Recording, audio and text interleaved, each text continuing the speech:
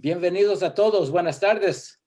This is Abelardo de la Peña Jr. with La Plaza de Cultura y Artes, Director of Marketing and Communications, welcoming you to Monday's edition, the weekend after Thanksgiving, La Plaza, En Casa con La Plaza Cocina.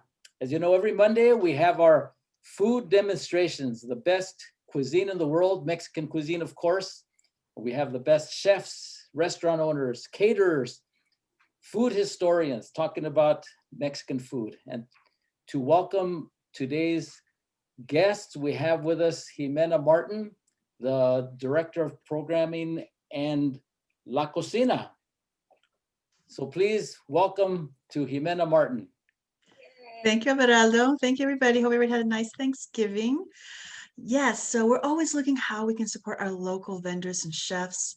And, you know, when things started off with COVID, I was going through Instagram and I saw this amazing program called On the Go. And it was like where you could rent out this truck and all these different pop-up orgs can go all over the city and offer their beautiful food out to our community. So with that said, I was introduced to Papa Pancho's in 2018. A small family-owned taco company quietly launched on their front yard of their family home with a taco cart in the heart of Mexicali's Norwalk community. The owners, Frank, Grace, and Natty, were excited to introduce their family and friends to their modern gourmet twist on a secret family recipe, as well as to honor their patriarchs, affectionately known as Pancho, who was battling terminally ill. 6 hours later, they sold over 300 tacos. The trio realized that they were on the brink of a deliciously unique and exciting business venture. Hi, Griselda. Hi, Nati. How are you? Hi. Good. How are you? Good, good. So tell us, I mean, how I met you guys through On the Go. Can you tell us what that process was? How did you guys connect and how did it go? With On the Go? So actually with On the Go, we have been wanting to look for something to kind of expand our business because we started off as as a pop-up. We started selling tacos out of our front house and then we started doing catering and then we were looking how else to expand our business. Well, we had been talking about this. It's so funny because me and Griselda were like, we saw these memes of when the lunch truck, why wouldn't the lunch truck, a taco truck roam around like the ice cream truck does. And I had told us, I was like, oh my God, we need to do this. I was like, we could be like the first ones to start this. Well, after that conversation, she calls me on a Saturday. She goes, oh my God, I just found this company. It's called On the Go. You have to look them up. She's like, just call them and see what they have to offer. She's like, this is exactly what you were saying. So then, we happened to DM Enrique and Gabe, and, we had a really good long conversation. And actually, we loved how they started their business. We loved that they were young entrepreneurs.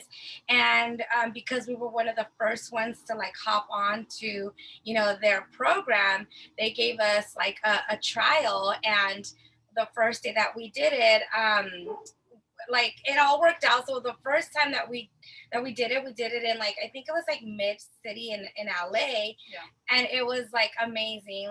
The people, there was a little mishaps here and there because there was a problem with the speaker and everything, but we made it happen. We had a really good time. We were on the speaker, just making our own little jingles and stuff. And it was fun. It was a little fun adventure. So anything you want to add? No, pretty much you said it all. Yeah, but that was pretty much how we started with On the Go. All righty, ladies. What are we making today? So today we are going to be making beer battered fish tacos. And we're going to be using tilapia for that. We usually like to use the white fish for the tacos, and you can use any preference.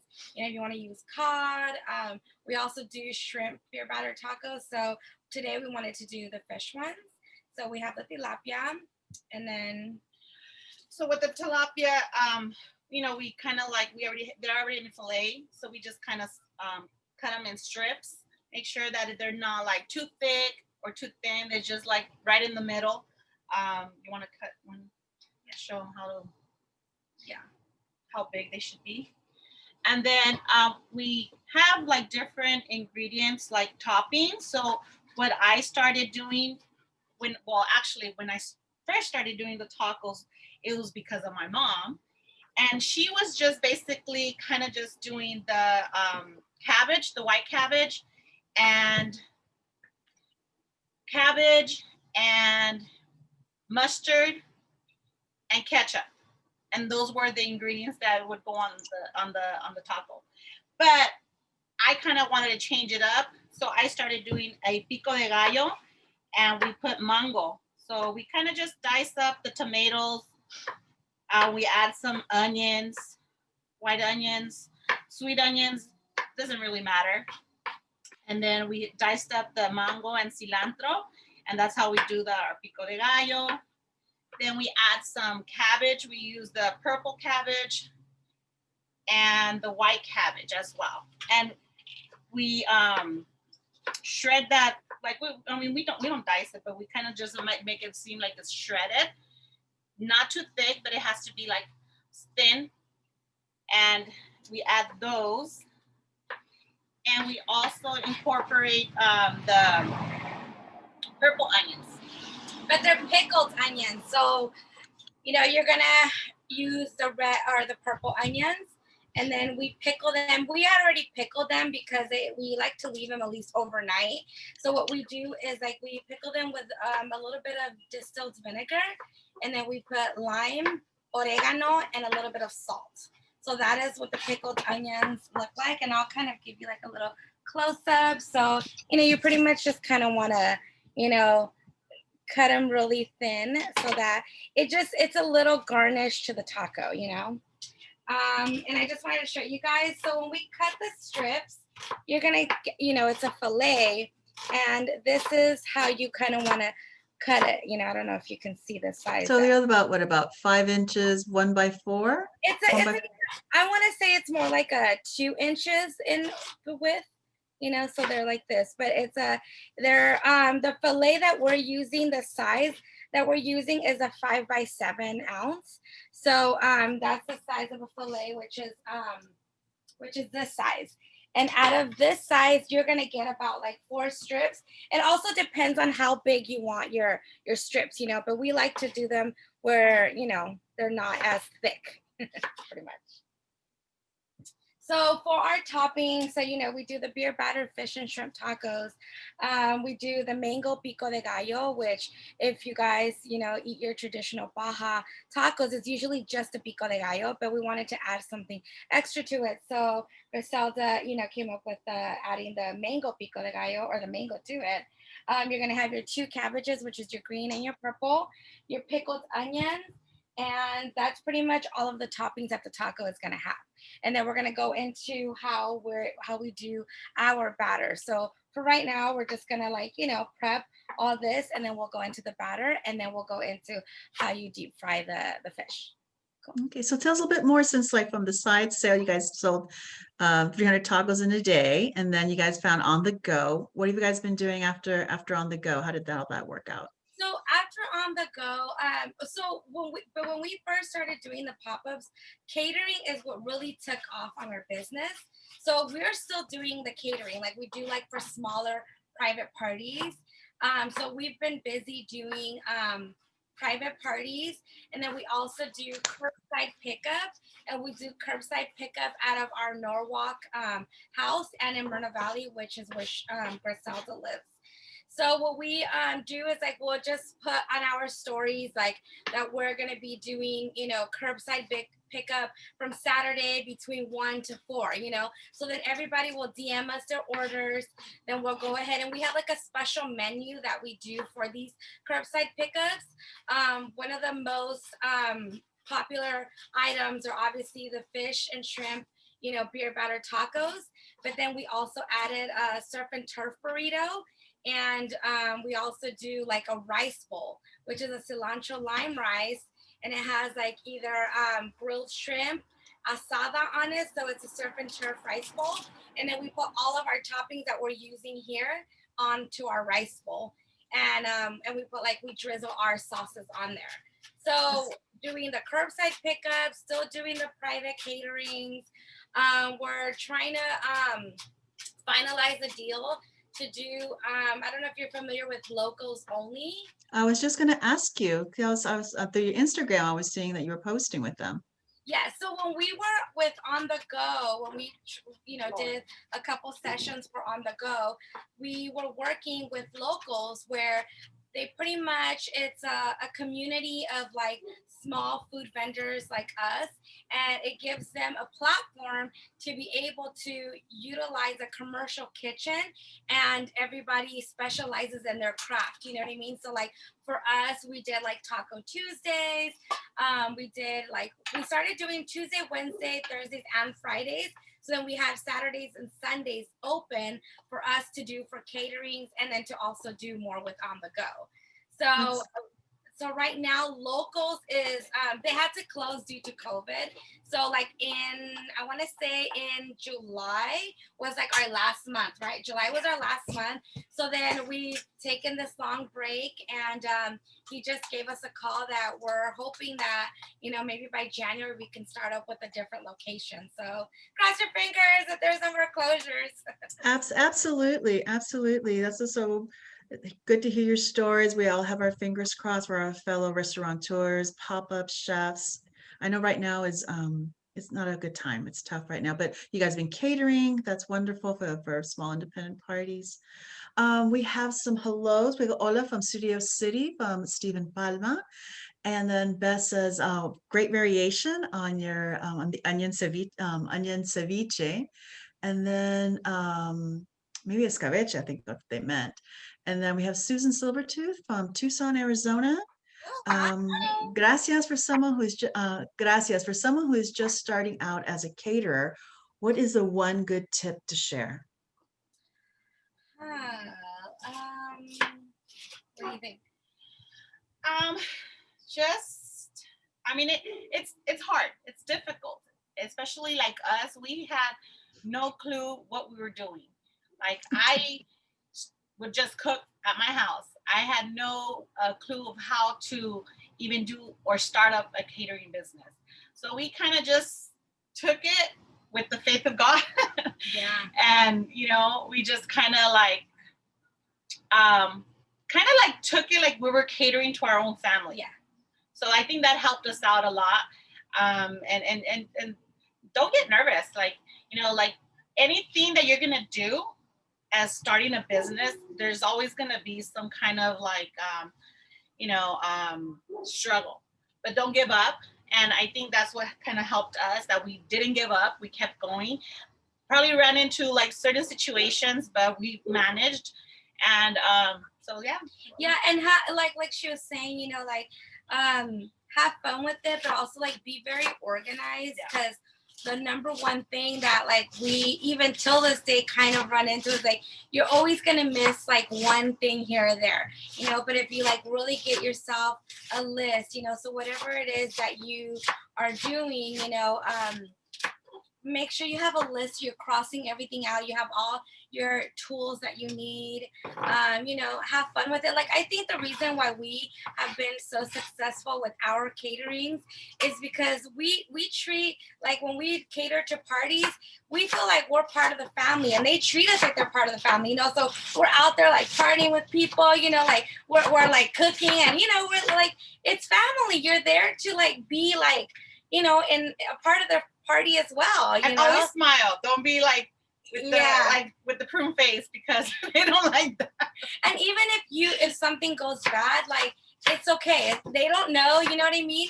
Have fun with it. Obviously, they're hiring you for a reason, because they like your food, and just have fun, honestly, and don't be afraid to try things, because for us, we didn't think that the catering was what's gonna take off for us. We started off as like, okay, well, this is going to be a pop-up thing. Then we want to open up our location. But thank God, like people have just been hiring us, and we've been getting our practice in. And, like from there, it's how we've been able to build on a bigger menu for our catering, so. Yeah. I think the number one thing, as long as if you cook with your family with love and you cook for your guests with love, it all works out. Exactly. And they see it. They see the attention and the care that you provide at these private parties, and that says it all. Yeah, and through word of mouth, you're gonna get your parties, because we started our Instagram, but like we honestly, all of our parties have happened through word of mouth. It's like, oh, so and so, like they love the food, and it's like from there we've been traveling to like to different like towns. We're based out of LA area, and she's based out of the Inland Empire, Myrtle Valley, but we go like anywhere because we want everybody to try our food. So word of mouth is like the best way. Well, we have some word of mouth here. We have Maria Lugo, Ola from Palmdale, Hi. Maria Reina from Irvine, Ooh. and Marta Segura is viewing you from Los Angeles. Hi. Nice. We're so excited. Thank you guys for tuning in. I know it's probably like a weird hour because either people are still at work or whatever, but I'm glad that you guys are tuning in. But no worries, because this is going to stay on tape forever. It's going to be on our Facebook Live for those folks who've missed it, who maybe have, want to see how you make your recipes, and also on our La Plaza's YouTube channel. Okay. Cool. So they can always refer back. And then those who have signed up via Zoom, those folks will be receiving today's recipe as well. Okay, awesome. So I'm gonna just show you like a close-up. This is what the mango pico looks like. Oh, sorry, maybe the lighting isn't too great there. So she just finely chopped the cilantro, the onions, the tomatoes, and the mangoes. And you want to make sure that you get your mangoes so they're not so ripe and soft, because then they kind of get a little soggy. You kind of just want them to be like a nice color, just like kind of hard, but like not too ripe. So she did the mango pico here. And then the mango pico, you don't add anything. It's just, don't add salt, don't add lemon. A lot of people do add lemon to the Pico de Gallo, but this one you don't have to add anything. Just chop up the mango, the onions, the tomatoes, the cilantro, and you're good. If you want to put Serrano's chilies, you can also do that. Mm-hmm. Yeah, I was going to ask. I said for a little spice, I would definitely add on a serrano or jalapeno to that. Yeah, people like it, so that's optional too. Yeah. And then I shredded the cabbage. I don't know if you guys can see. It's pretty fine shredded. The purple one too. Yeah, so just very, very fine. Can you see them like there maybe? Okay. So if I was planning a party, let's say I'm going to have a party of 4 at my house, how early can I prep all that stuff? Like just to get a heads up so I can be semi-ready when my guests come to the home. Like how early can I make the salad and put aside? So I would suggest like you do the pickled onions. It's because you want them to be nicely pickled. I would do these like maybe the night before, so or the morning of at least like 4 to 5 hours before, right? Yeah. So I would do this first. The cabbage you can also do at the same time because it stays very fresh. So as long as you have it like in a Ziploc bag, keep it in the refrigerator so it's nice and cold. Like this, you can also prep. The thing that you want to prep like maybe an hour before is the Pico de Gallo because the tomato gets like a weird little flavor. Yeah. So and the cilantro and everything. So you want this to be the freshest thing. So when we prep parties, this is the last thing that we do because it has to be the freshest. Right. And then the pepper doesn't take long. We have a couple saludos here. We got Elsa Gomez, Ola from Compton. And Susan from Tucson's asked, besides tacos, what else does your catering business serve? We do mulitas, we do quesadillas. So we do the beer battered fish and shrimp tacos, but then we also do like meat tacos. So we do like carne asada, pastor, chicken. We do veggies. We do the mulitas, the quesadillas. We do rice and beans, and then our rice is a cilantro lime rice, and then we do like either black or pinto beans. We do aguas frescas. One of our most popular agua fresca is a cucumber lemonade. But the difference with like us and our aguas frescas is that we rim it with the chamoy and tajin on the cup. So like, you know, it just gives it like a little twist to your agua fresca. What else? That's it. Yeah. Like the rice and beans, it depends who, if they want to like do the red rice, the traditional Mexican red rice, the pinto beans, charro beans, black beans, and the rice. Yeah. And with all those different items, you know, we're able to offer like rice bowls for caterings, you know, so a lot of people that don't want tacos will just do like a rice, you know, a little bit of beans, and then we do like toppings, either asada or seafood, and then we do all of our veggie toppings. And then we've also done burritos, you know, at some weddings with everything that we have as well. So we're kind of easygoing, you know, like if you have vegetarians, we pretty much curate our packages for what your needs are. Absolutely. So everybody can just hop on their Instagram and they can look at their amazing menu. And if they're ready and pick and choose, I'm sure you guys will, like you said, curate a special menu for them. What I'm really curious is about your beer batter. I have some caught in the freezer and I was like, I'll make some tacos this weekend. So please share. Yes. So we use pancake mix to do our batter. And the reason why I use this, because I used like just the regular flour, and I don't know, it doesn't give me that taste that I want. So the pancake batter, it has to be original. It can't be the buttermilk or anything like that. Any kind of name brand of batter, and then you can use. But I like the sweetness, so that's why I use it.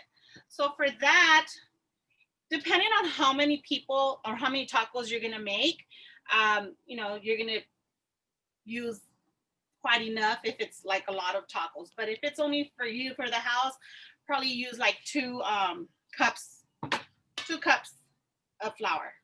Okay. So what I do, I add oregano.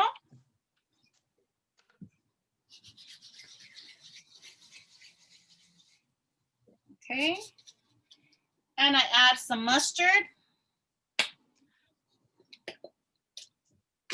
And you kind of eyeball it. It doesn't really matter. We're Mexican. We realize that we don't have like real. Nomás lo tanteamos. And you want to use dark beer. So we like to use Victoria. We like to use Pacifico. We also have used like the beers from breweries.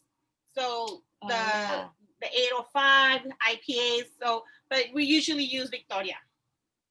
So you want to pour it in and mix it as you're pouring it in.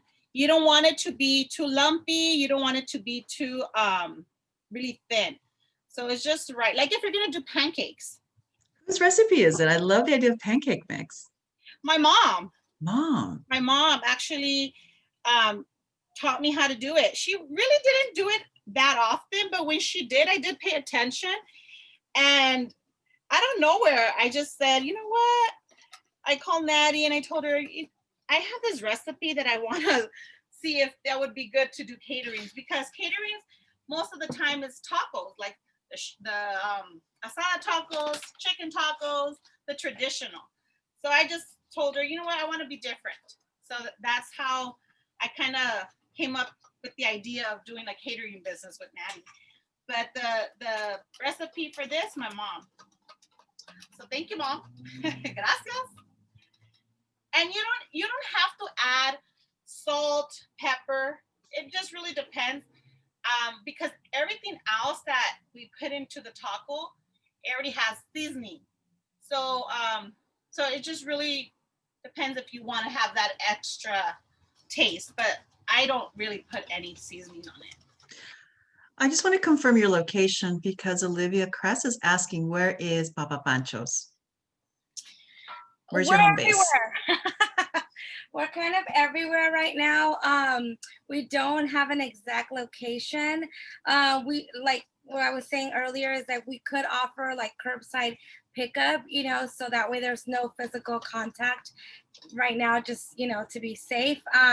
We do have a location, not a location, but I stay out of Norwalk, which I'll do curbside pickup out of here, and I can DM you my address. Like if anything, make sure that you guys follow us on Instagram, because that's our preference of social media that we usually like update everything on. But we're gonna start to get better about using Facebook as well. But we'll have stories on there, so we'll DM you the address. We are doing a pop-up in Moreno Valley, which is where Griselda lives. So it's in Inland Empire. As of right now, we don't have like a location, so I can't really give an address. You know, But if I were to DM you and say, hey, so could I go to your place, to your house, and like pick up, 2 dozen to go with whatever? Yeah. Okay. Yeah. And We'll announce your Instagram. yes. But at the end, so people will be out there looking for you. Also, the name Papa Pancho, where'd that come from? Oh, the name Papa Pancho. I'm gonna get emotional, but I'll try not to. So after I told Natty, sorry, I got the deep fryer going. I told Natty, when we already had gotten the cart, everything established, we're still kind of like thinking about the logo, the name. So I didn't want it to be just all about me, because I was the one that came up with the idea, right?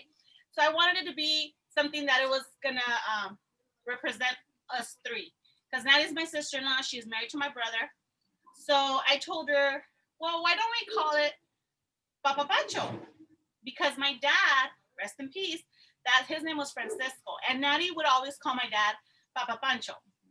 So my dad would always tell me, Griselda, haz un negocio, pon un negocio. So I just said, you know what, I'm gonna do this in his name.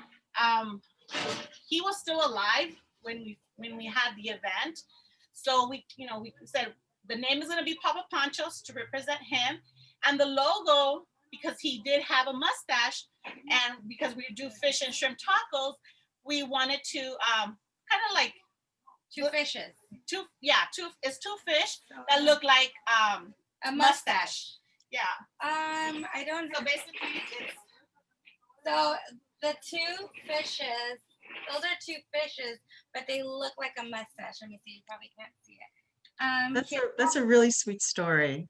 So this is our logo. There you go. There we go. Oh, sweet. Yeah. So it took us some time to kind of, finalize the logo, because we wanted it to be meaningful. We wanted it to be like very easy to recognize. So kind of like a McDonald's with the double arches. Now when you see the Papa Panchos and the little mustache, which people think it's a mustache, but it's really two fishes. So. Folks are really loving the logo, and I love the story. That's a really sweet homage to your father, Griselda. Some people are asking here, does the beer batter have to be chilled or at room temp? It has to be at room temperature. You could also leave it, like if you have it and you want it like kind of cold, so it just, not just laying around, you can put it in the refrigerator. Doesn't really, nothing happens to it. But of course, you don't want to use it the next day. Right. Quick question. Do you guys do Uber Eats or Postmates? Not at the moment, but we will be once we start up with locals. So I guess it's kind of like a weird timing right now. We're kind of on hold on a lot of things, so but definitely follow us, because we'll be sharing all those exciting news as things start to develop and finalize. Okay. So show us the consistency of the batter, and also how long do you guys leave the fish in there? So I'm gonna just pull over here so that you guys can see. So this is the consistency of the batter. You don't want it too watery. You still want it thick enough so that and not too lumpy. So you just want to keep stirring on it. Okay. Do you guys season the fish? Nothing, just you guys slice up the fish and then just drop it into the batter? You could season the fish. Yeah, we do.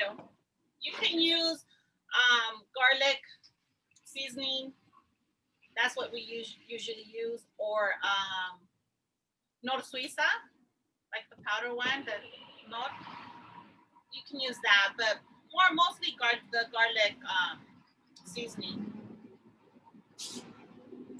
So what I'm gonna do right now, sorry, there's a truck passing by. So since we do like the catering, we have our cart, but if you're gonna do it at home, obviously you're gonna wanna have a deep, like you can say like a wok, something deep where you're gonna, not a pot, but something where you're gonna be able to fry. You want it deep because if you have something that is flat, when you place the fish or the shrimp, if you're gonna do it, it's gonna sit flat. So you want something that is gonna, that once the fish is already like ready, it's cooked, it's gonna rise up. So I'm gonna use, Do a close up. yeah. So basically I'm just gonna dip this in Before? here.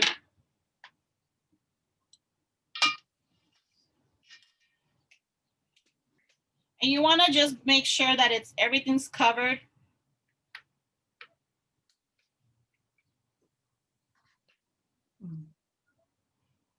And that your oil's pretty hot.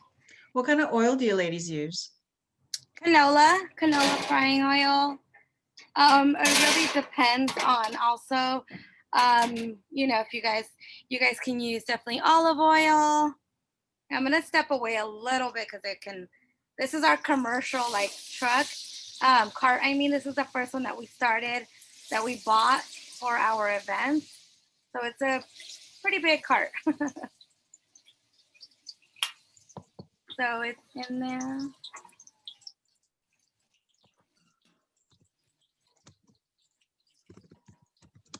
So that's why you want to use something that is deep, so it's easier for you to turn around. But if you do it at home and you have it like those mini fryers, those work too.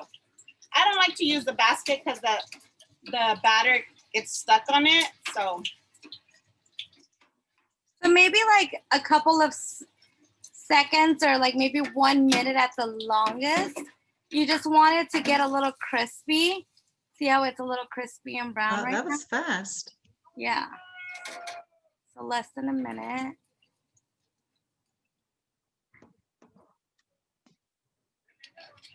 I'm gonna go ahead and bring this back over here. And then what you wanna do while that is happening, you wanna grab your tortillas. We like to make them with the yellow corn tortillas just because they're thicker. It gives like a really good flavor. Some people use white corn tortillas and they double them, you know, but for us, the yellow corn tortillas are just have a different flavor. So what we like to do to our tortillas, we like to put a little bit of oil on them so that like when you put them on the griddle or on your comal, like it just gives it a little like crispiness. So I'm gonna put 2 on the comal. Some oil. There we have. Oh, yeah.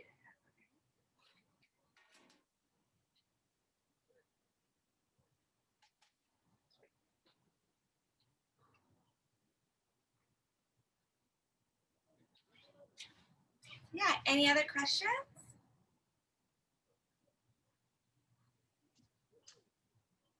No, just people really thoughtful and thankful. They love the story about the mustache and the logo and all. They had some questions about the batter, but I put that in the in the chat room, that no salt and pepper, that the seasoning already comes within with the pancake batter, which I think is brilliant. I thought your mom's so smart. I know.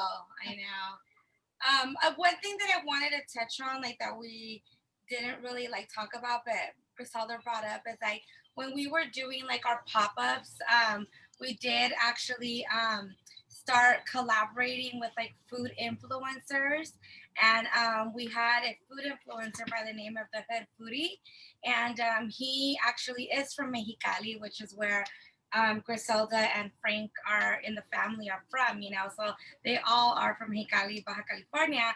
So we kind of had like an instant connection from there, and he was just supporting us. So when all this was happening, we decided to name Surf and Turf Burrito in honor of him, you know. So he's been like a really great influencer and supported us throughout all of our journey. And he's just constantly, posting about us and everything. So We have a couple of questions. I'm sorry, just one quick question that just popped up right now. What flavors does the beer add? it doesn't really add a flavor. It just kind of gives it so that the batter can puff. When you deep fry it, like it'll fluff it up and stuff. So it's not much of a flavor that it gives it. It's just more for fluffiness. So you do want to And we use had, I'm sorry, just real quick, because I know we're going to be running out of time soon, but folks have questions. Is cod the best fish to use for the tacos, or what about tilapia? This person might have came a little later in our session. So this is tilapia that we use. So tilapia is what we like. We've tried like sway and we've tried cod as well, but we realized that it's just a little too the texture, it breaks. So it's kind of hard for us to use that. So the tilapia is pretty much the best one for us. And let me give you a close up. So you do want to use the is it 6-inch Nettie? The 5 to 7 ounce. The tortilla. Oh, 6-inch. The 6-inch tortilla, because as you can see, the fish is pretty big. So right now we just use the small tortillas, but I doubled it, okay? And I already added the Pico De Gallo. You want to add the... Yeah, Griselda, if you could put the plate down where the sun is, so there you go, so we could see it. There we are. So we just added that, the cabbage. Now we just want to add the pickled onions. We also add cotija cheese. It's optional. And then we do like the white basic crema, which is just mayo. I mix it, you put a little bit of seasoning, you add a little bit of water, and you might make it like thin.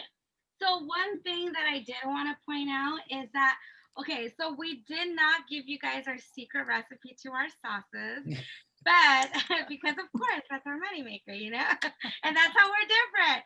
But we do have one, which is our avocado cilantro lime sauce. So this is what we're gonna put on it, and it's pretty much what it is. It's an avocado cilantro sauce. A lot of another sauce that we use is the chipotle habanero, which is the only sauce that has like a kick to it. It just has a little bit of spiciness to it, and then like Griselda was saying, was the traditional white Baja crema, and we sell those sauces as like a trio sauce. So you get all 3 sauces in like one deal. So we'll add those on to our link as well. Thank you. No, thank you for sharing. I think the big secret was the pancake mix. I had no idea that. I'm going to make that this week with the pancake mix. No, but thank you so much for sharing. Yeah, thank you. So here you have your tacos. So Delicioso, ¿se ven? They're very good. They look amazing and delicious. Any final questions we're asking our folks out here?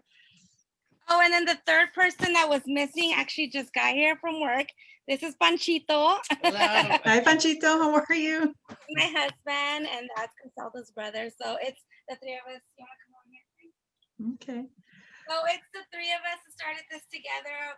We all kind of have like our own thing that we bring to the table as a family. And when you get the 3 of us, you get like the full family experience of like, everything from like the service to the part of the food to like, family, what more can you say, right?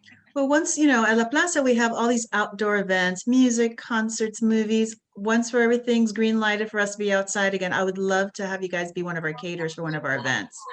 That would be amazing. That'd be really great, kind of full circle if you guys have you on campus. One final question. Who gets seats at tacos now?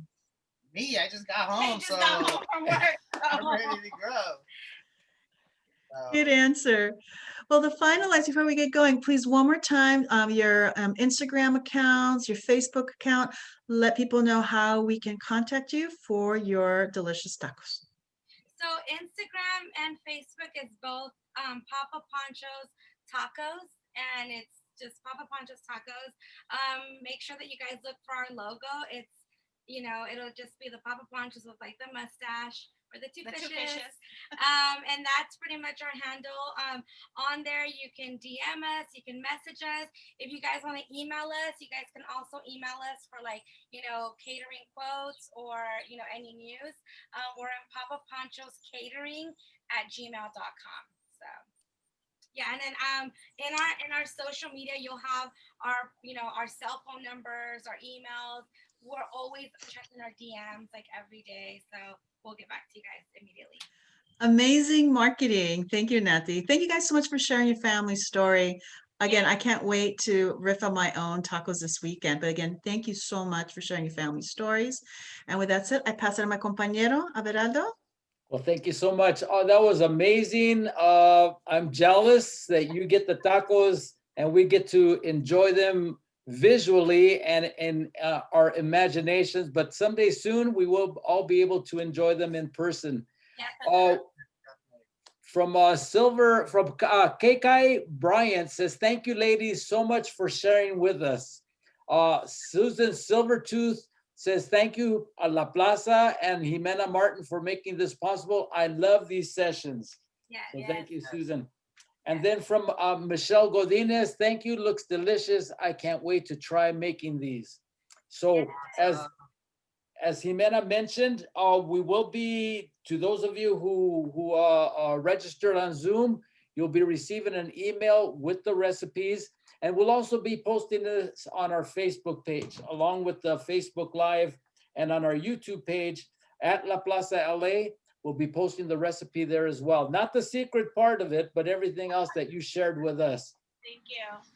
Sounds good. So if you didn't catch this, the entire session, it will be on our YouTube page at La Plaza LA in about an hour. It's on our Facebook page at La Plaza LA, and it'll also be on our website, lapca.org. That's all of our En Casa con La Plaza Cocina sessions, 20, I think we're at number 25 plus, along with all of our other En Casa con La Plaza sessions, which are not just demonstrations, but also the presentations, the conversations, and the performances. Coming up this week on Wednesday, we have good friends of ours, Sage Lewis and Alfonso Nodal, who will be taking us to Cuba, talking about what's going on in Cuba. La Plaza last year, last year we went to Cuba on a special trip, and we'll be trying it again in 2021. So they'll be describing the current situation on the beautiful island. And then to keep up with the Cuban theme, on Friday, we have our great friend Dan Guerrero, his happy hour with Lucy Arnez, the daughter of Lucille Ball, of course, but also the great Cuban band leader and actor and producer and the director, Desi Arnez. And so she'll be sharing stories about him and his upbringing in the beautiful island. So again, muchas gracias to Papa Pancho's. Thank you. Thank you. Thank you so much. See you We're so soon. honored. We'll meet you guys soon. We hope so. And thank you. And thank you again, Jimena. We'll see you soon. Bye, guys. And hasta la próxima con todos. We'll see you soon. Thank you for joining us in today's En Casa con La Plaza Cocina. And we'll see you in el futuro. All right. Bye-bye.